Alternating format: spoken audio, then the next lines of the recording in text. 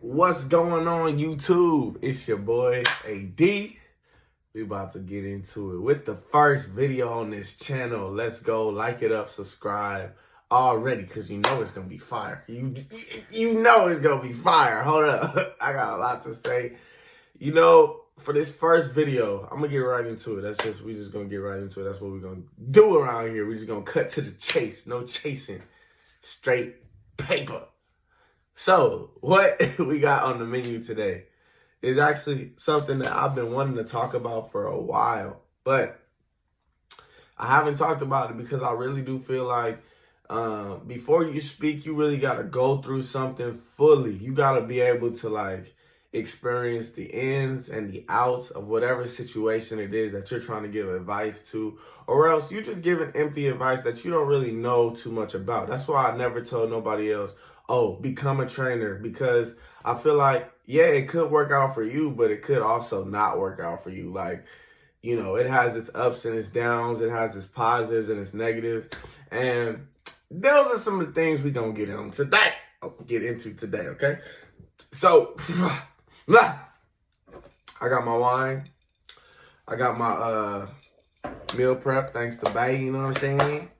Got my little mustard chicken with some, not asparagus, with some green beans and some brown rice, So I'm definitely going to get into that as we continue. But why get into fitness? Why get into fitness at all?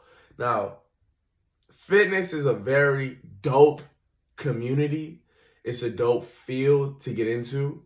One, you're dealing with the body, you're dealing with health. So it's one of those fields where you're always helping somebody. No matter what, you're always trying, or the good trainer is always trying to benefit somebody else's life, right? Like, that's the end goal, is like, at the end of working with me, your life is gonna be X amount better. You're gonna have a higher lean muscle mass, or a lower body fat percentage, or these words that get thrown around, right? You're gonna help somebody's life. So that's the big why. Why get into fitness? I think that's a huge why. I think a lot of trainers have that in common, is they actually like helping people. I think that it would be very hard to actually relate to your clients if you didn't enjoy helping people. So I definitely think that's a big prerequisite to getting into fitness. Now, on the client side, of course, health is why you get into fitness, right? You want better health. You want to be able to be there for your kids and your grandkids, and not just be there, hey,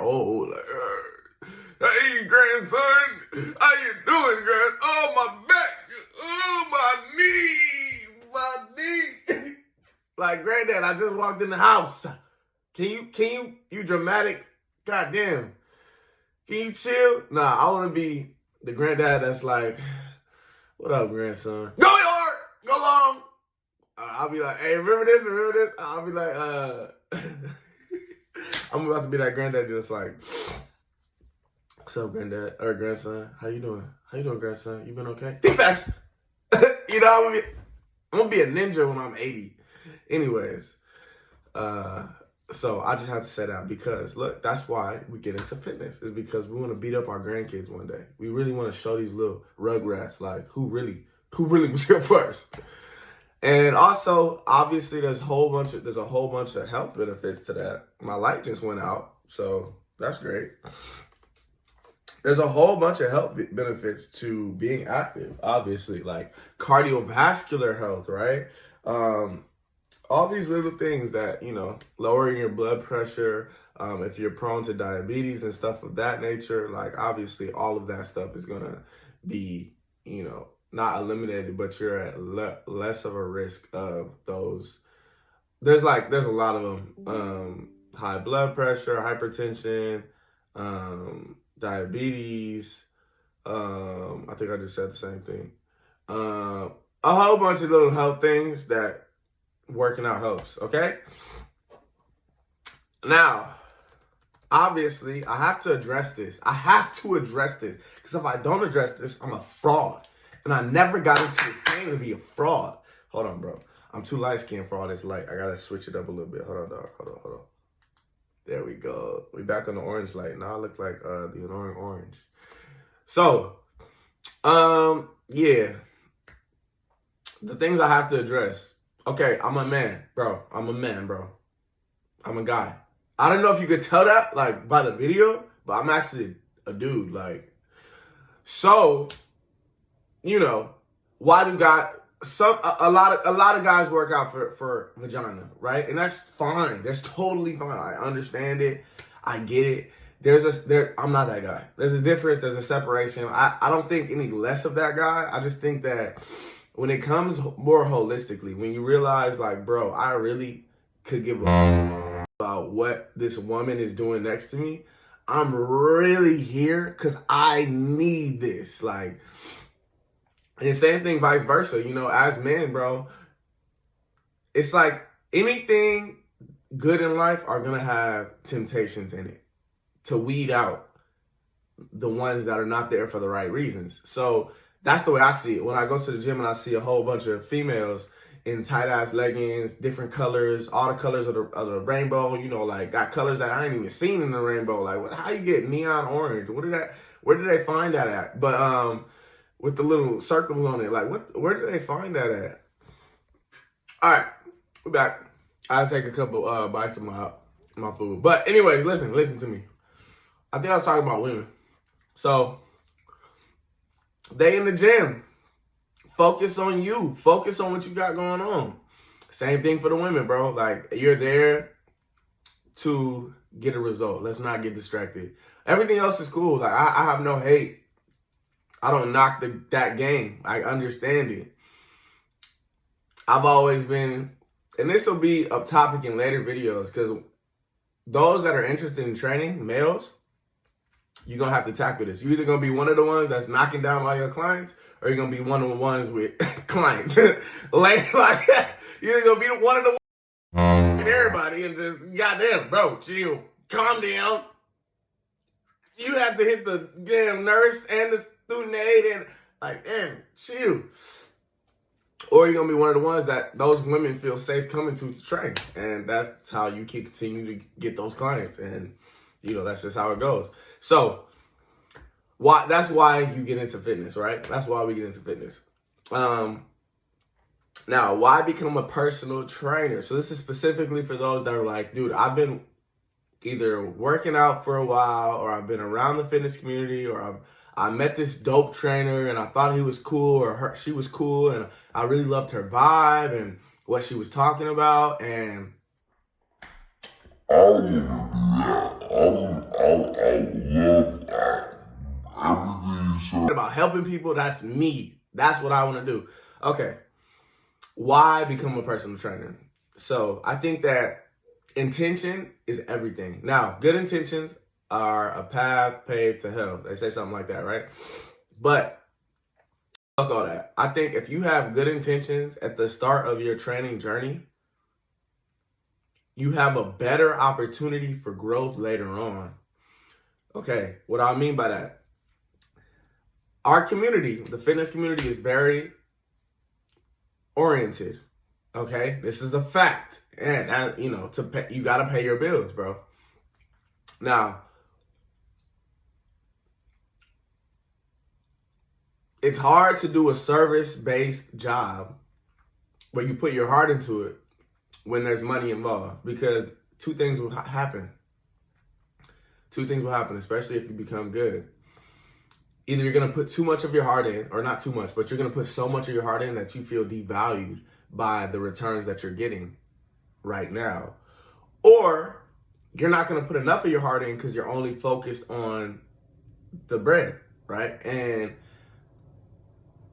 both of those extremes kind of leave you as a failure. Like, you're not going to keep going. You're going to burn out on one hand, or you're going to be like this money hungry asshole that's just telling people the wrong information just because you want to make a quick buck. Like, so where is this? And this is where you want to be.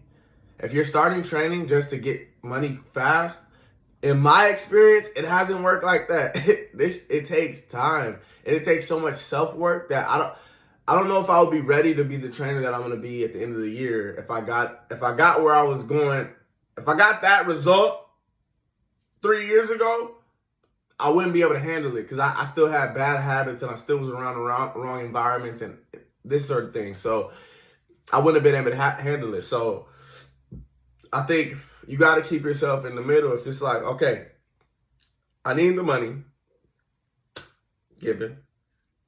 I like helping people, giving. One of the best pieces of advice a trainer ever gave me, his name was Muhammad Fofana. If you ever in LA, train with him. This dude, he told me, don't worry about the sales. Just be a good person. See, oftentimes people can see past the sales and see whether this person is a good person or a bad person. You can be a salesperson and be a good person. It's like, damn, he's a good salesperson and he's a good person. Or you can be a bad salesperson and a good person, right? On the other hand, you can be a salesperson and a bad person, or you can be a bad salesperson and a bad person. And in that case, what you doing? Like, what you doing with your life, buddy? You know, so for me, it was like I was a bad salesperson, but I was a good-ass person. I had great people credit. I just love what I do. Like, I love to be in this environment. I love to be around these people, you know what I'm saying? So, you know, take that with a grain of salt. Now, why did I personally become a personal trainer? First, I was working at Del Taco, so that's out. Like, I knew everybody else there, like the other 5 employees, were lifelong Del Tacoers. Like, they would be there for the next 5 years or so, 10 years. The manager, I'm not even going to say her name, the manager probably been there like 20, 30 years. You know what I'm saying? Like, she been there for a minute, so it was a career job. I didn't have that mindset. We couldn't have a conversation. So I always was working out. First, I always worked out. This always been a part of my life, mentally. It wasn't about the physical, how big my arm, oh, I got 21-inch biceps today. No, it was never that. It was just like, I feel like I'm gonna go crazy or something. I don't know what's gonna happen, but something's gonna happen that's not bad. And that spirit just told me, Nick, take your ass to the gym, because that's gonna release some endorphins.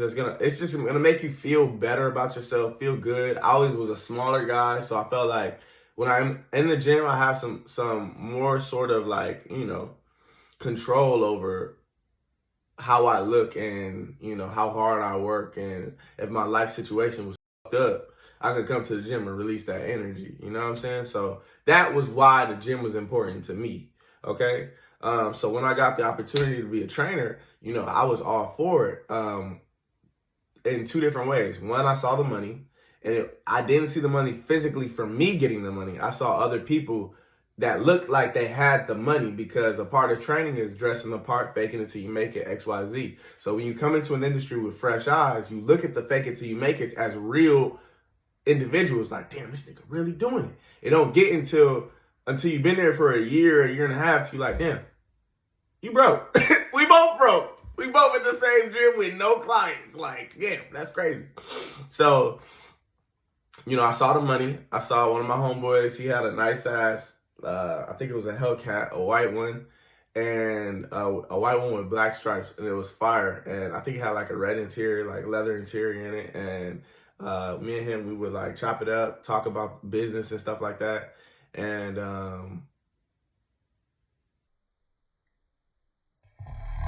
he gave me a lot of insights as to like what the industry really was, you know, because at that point, you know, I'm working for a gym called Crunch Fitness. So every client you get, they take a percentage of your client type.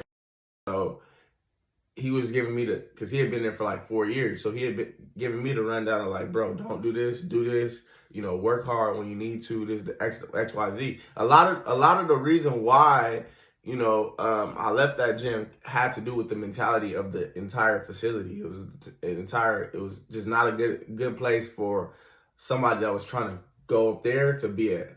But anyway, so that's how I got in. I got in after Del Taco. Manager gave me an opportunity. I was like 18 years old. He was like, hey, bro, come through.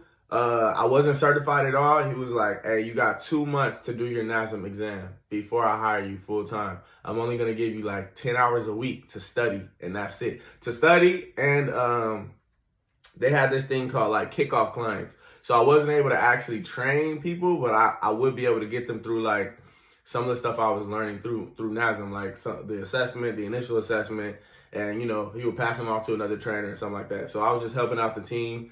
I'll help out like the front desk, help them clean up the gym. I would always go above and beyond though. So that's why I think a big reason why he kept me on, because I wasn't like no regular 18-year-old. Like I was biking to work. At this point, I'd already been homeless before. So I still had my job at Del Taco for a short period of time. I still had my job at UPS. So I was working Del Taco, UPS, and Crunch at the same time. So I was going all three of those. And again, I was on a bike. And each of these jobs was like, a mile or 2 miles, 3 miles apart. So I had to go from one to the other to, finish it out. So I think they saw that and they were like, hey, he's different. Let's keep him on. And then I learned very quickly, how to model being a trainer, how to fake being a trainer, and that's how I started my career, is by emulating the role that I wanted to be at, So that's how I started. That's how I got into training. It was an opportunity. I already liked to work out. It was something I was already familiar with. I was already comfortable in the environment. And I just took what I got and played my cards how I was dealt to them. So, sip of wine. 2 sips.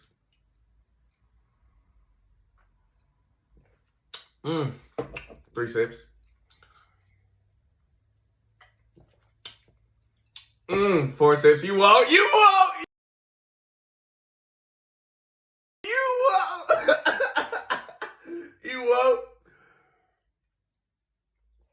I will. Okay, anyways.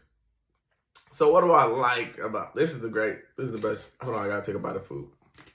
What do I like or don't like about being a trainer?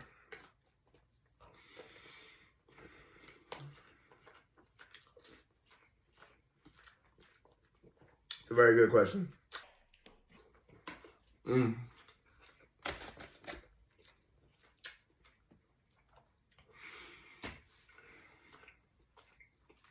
It's a very good question. So what I like about being a trainer, you're an example for your community. Wherever you are an example for your community. You got to understand, being a trainer, you have to wake up earlier than most You got to wake up earlier than most people. And you have to improve their quality of life. Like you have to have this energy where you're uplifting. Like imagine if you had a trainer and you're going in for a 5 a.m. session. Now you're this person, you're the type of person like, I don't really like working out. I'm really just doing this for my health. My doctor told me I needed to do this. I actually hate the gym. Not hate it, but I don't like it. It's not something I would prefer to do on my 5 a.m. on a Tuesday morning, right? So you wake up 4:30. You get to the gym, 4:45, your trainer's not there. 5:05, your trainer's not there. He comes in, hey, what's up? Michael? Michaela. What's up, Michaela? Yeah, so we're gonna start out on the treadmill for about 15, 20 minutes. And then, how your legs feeling? You not sore? Okay. Yeah, we probably just gonna do some lower body, little squat. Bro, I'm firing you. Day 1. It's a wrap. Straight up. So, what does that mean? Okay, as a trainer, you have to be able to channel your energy, right? And manage your energy. This is something that you're not taught at a regular job. You're not taught at Del Taco. They didn't give a if I was, here's your 2 burritos. Or, hey, and this is how I was. Hey, here's your 2 burritos. You want some sour cream or some mild salsa? You sure you don't need a sundae to go with that burrito because it's kind of dry? You might need something to wash that shit out. That's how I was. That's how you got to be as a trainer, bro. Like, you got to be personable. You have to be able to talk to these people. You have to, at 5 a.m., and it's like you get to this point where it's not about time anymore. Time becomes what the is time. You get used to waking up at 3 a.m. to do your workouts, right? Like, I mean, for me and a lot of the elites, right? Like, bro, you're going to have to work out sometimes before you go work other people out. Like, this is just a part of the game. So you have to be able to channel that energy. You have to be able to channel that emotion. And that's what I like about it, is that, you know what? At the end of the day, I get to kind of set the tone for people. Like they get an hour from, and I'm a morning trainer now. I've done both. Evening is tight too because people are coming off of work. It's a stress relief. It's like, let's go hard. Like we about to finish the night off. So it's a dope field to be in because you get to add a lot of value to people. And that's just on the mindset side. That's the side I like to stay on.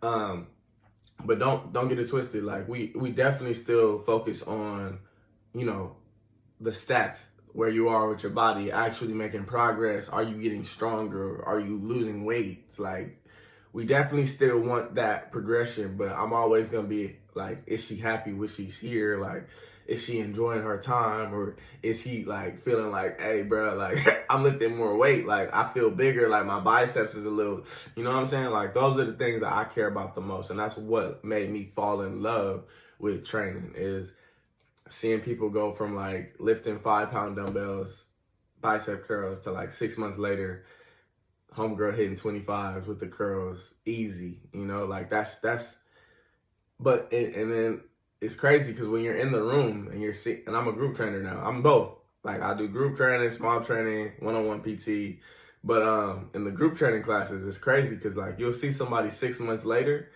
and you know, because you've been in there with them, lifting the 5 pounds and, you know, seeing them go to 8 pounds and seeing them go to 10 pounds.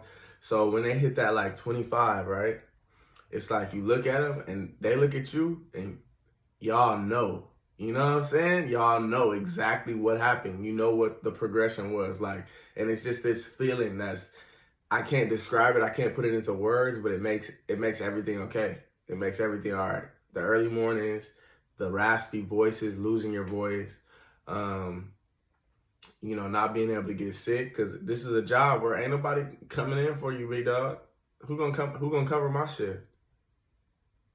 Like for real, you know? So, you gotta understand, and I don't mean like, oh, he's so good that, you know, nobody can cover his shift. I'm not saying that. I'm saying that, but I'm not saying that. I'm saying like, bro, there's only one trainer in the morning. So if you can't make it to your shift, that class is not happening. It took me a long time to figure that out.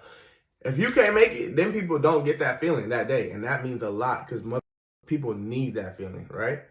So that's why I got into training. Now, things I wish I learned before going in. Oh, snap.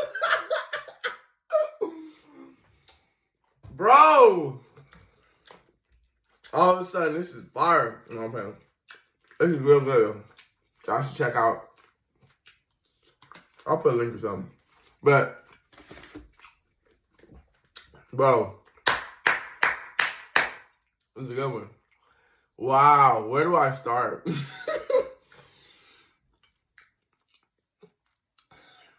Where do I start, bro? I think, okay, things I wish I would have known before becoming a trainer. You're going to have to wake up early consistently. Your own workouts, it's going to become easy for you to slip up. Easy. You're around the environment all day long, baby. So you're not even going to feel like seeing another dumbbell to the next week, let alone in your own workout. So it's hard to keep up with your own workouts unless you have that mindset like, I need my workouts. I love, you know, and that kind of goes hand in hand with becoming that top tier trainer. Is like, you have to love this.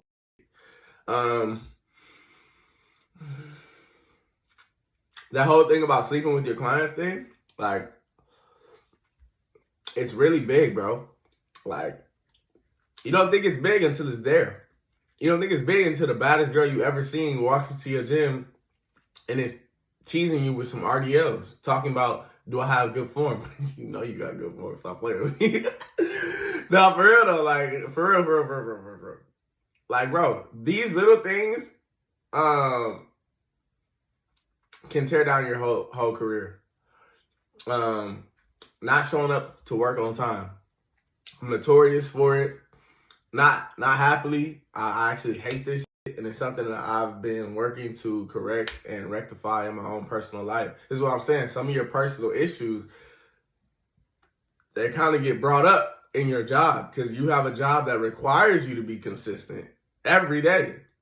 You don't get to say, hey, Del Taco, I'm not feeling too good today, so I'm just gonna call out, or hey, I'm in the middle of my shift, hey, my stomach's not feeling good, so I'm gonna, like, that does not happen anymore, so you have to realize that and understand that going into what you're doing.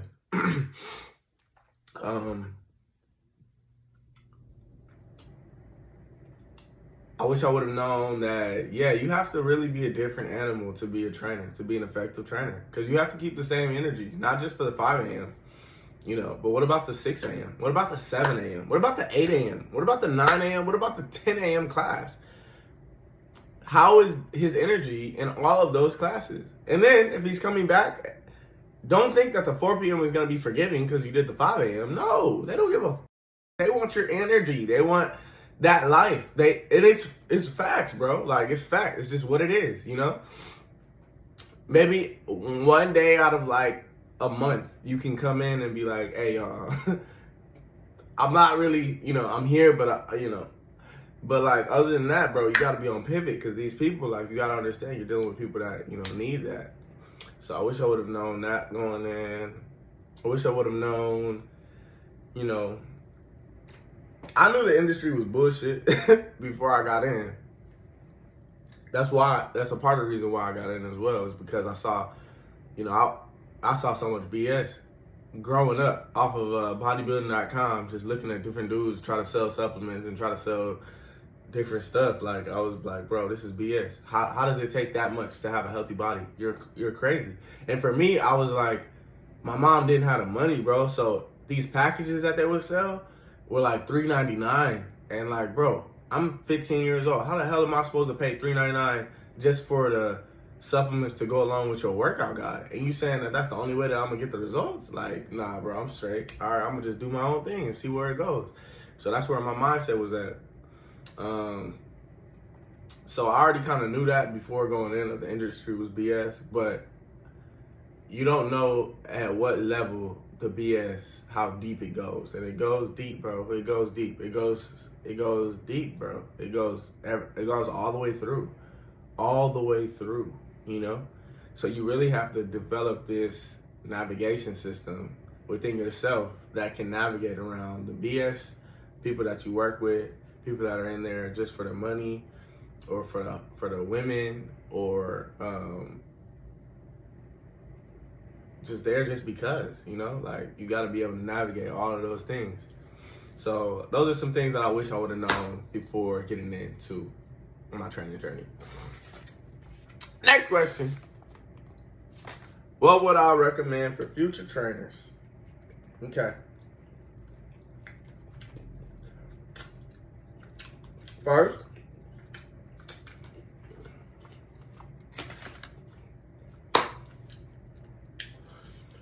make sure it's really what you want to do.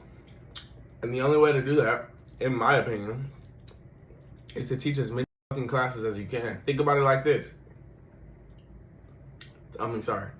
Teach as many classes, train as many people, do as much in the industry as you can so that you get to your yes or no quicker. You understand? Like, I know people that have been trainers for like 5 years, 8 years, but they only teach like 2 classes a day or something like that. And it's like, why are you doing this?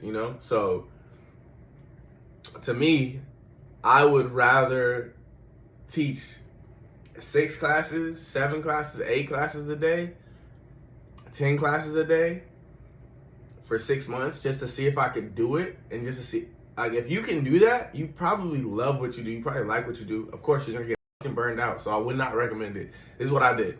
I got burned out, and I thought I didn't like training, and it turned out, I'm just teaching way too many classes. I burnt the shit. I ended up getting fired from a job.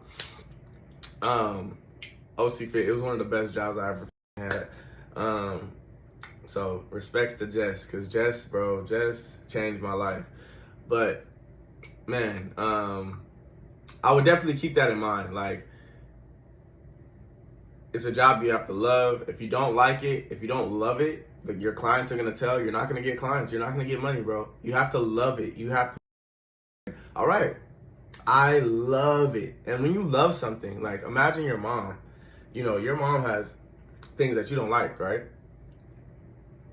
Everybody's mom does. Or if you don't have your mom, think of another relative that they got your pet peeve, something that you just don't like about this person, but you love them through it. Yeah, you have to treat the industry like that. Like, I don't like sometimes getting up at 4:30 in the morning or 4 a.m., but guess what? I have to remind myself, bro, this is like literally what I love to do. So I would tell the new trainer, try it. If you don't like one-on-one training, try group training. Maybe you would like group training. If you don't like group training, try small group training. Maybe the smaller vibe is, but you don't know until you try. And don't try something one time and say it's not for you.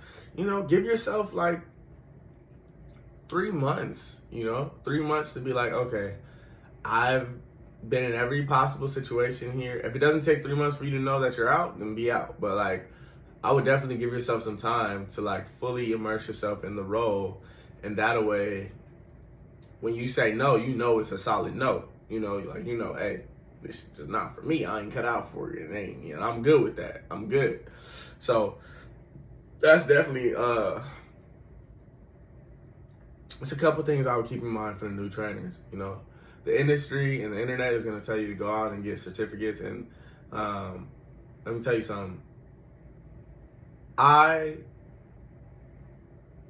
respect that a lot. And I am working right now to go get more certifications, because certifications, one, they help you get more money. Let's just be real, bro. They help you get more money. Some of the times you already know that it's on the cert. You just need that label next to your name so you get that $10 raise, right? This is what it is, bro. So certifications are dope. I would make sure that everything else is aligned within your training career. Like, make sure you have the energy, make sure you have the passion for it. Make sure there's a lot you can do without certifications. Maybe not now. Like, I might have gotten lucky for real, because that manager was real. He was really cool with like letting me hop on board at 18 years old. Like, I didn't have no certification, so maybe not everybody will have that same circumstance. But if you are able to get your hands in the dirt before you have the paper, I would do it, because if you know from the jump, hey, I'm not messing with this, why pay $800 for a certification that you're not even going to use or you're not going to want? So I would definitely train your family members, train anybody that you come into contact with. Joe on the street, what's up, Joe? Eat you on the train? He might say yes. $15 a session. That's what I started with. $15 a session. What's up? Let's do it. Train people at the parks. Train, a lot of teenagers. You just get as much training experience as you can. And then you're like, okay, I like doing this. I don't like doing this. These people got money. These people don't got money. Be cautious of this. Be cautious of that. But once you compile all that evidence, then you can say, okay, this is really what I want to do. I've done it for about 6 months, 3 months, 3 to 6 months.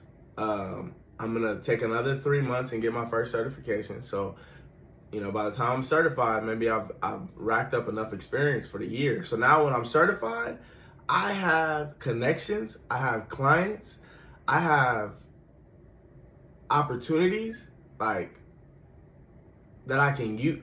Like, I would get certified right before you get your first like official training job, because then you can negotiate your pay, right? Me, because I was the one coming in on a favor, so it was like, you got to take what we give you.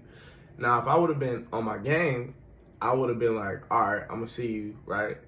Get my cert, come back and ask for like $3 or $4 more, whatever, right? But I wasn't there yet, so that's definitely what I would recommend, though, is just, get that stuff out the way first, and then kind of vet your own self. Take your own inventory. Do I like doing this? Is this something I can see myself doing for the next 6 months, 8 months, a year, 2 years, 3 years? And then make a decision based on that. All right, so if you like the video, go ahead and like, comment, subscribe, do what y'all do. I will see y'all on the next go round. Peace.